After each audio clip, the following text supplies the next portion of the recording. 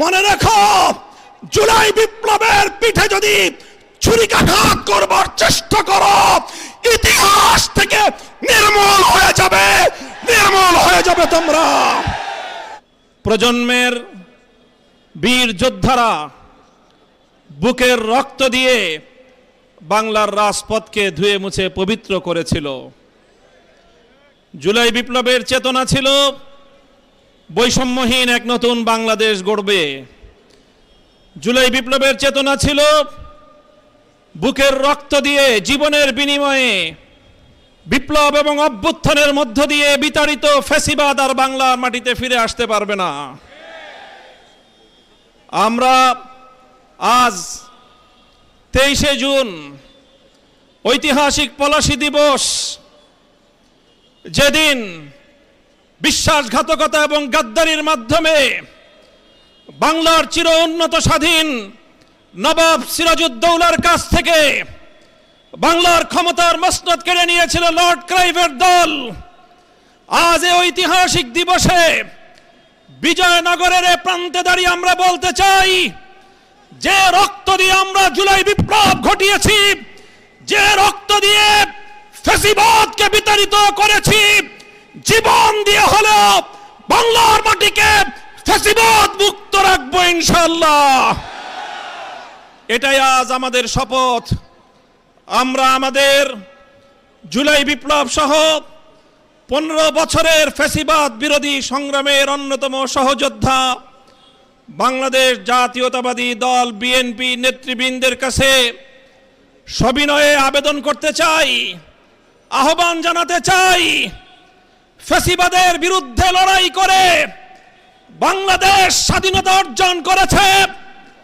দ্বিতীয় প্রজাতন্ত্রের মাধ্যমে যে নতুন বাংলাদেশের যাত্রা শুরু হয়েছে, সেই বাংলাদেশের শহীদদের কাছে আমাদের কমিটমেন্ট হলো এই, বিগত দিনের প্রতিটি গুম খুন হত্যাকাণ্ডের বিচার করব।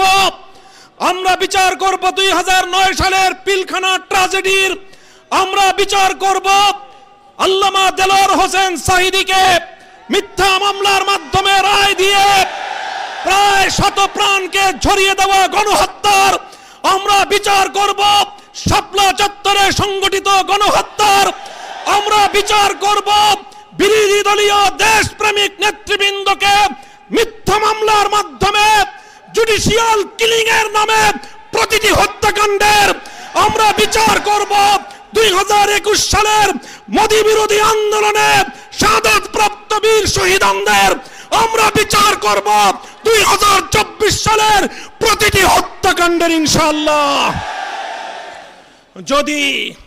যদি বিএনপি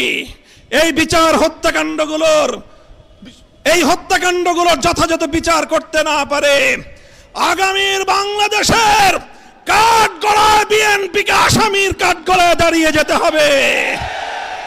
24-এর বিপ্লব পরবর্তী বাংলাদেশে বাংলার তরুণদের হৃদয়ের স্পন্দন, বাংলাদেশের কিংবদন্তি তরুণ নেতা শরীফ ওসমান হাদিকে হত্যা করে হত্যাকারীরা ভারতে গিয়ে জামাই আদরে প্রতিপালিত হচ্ছে।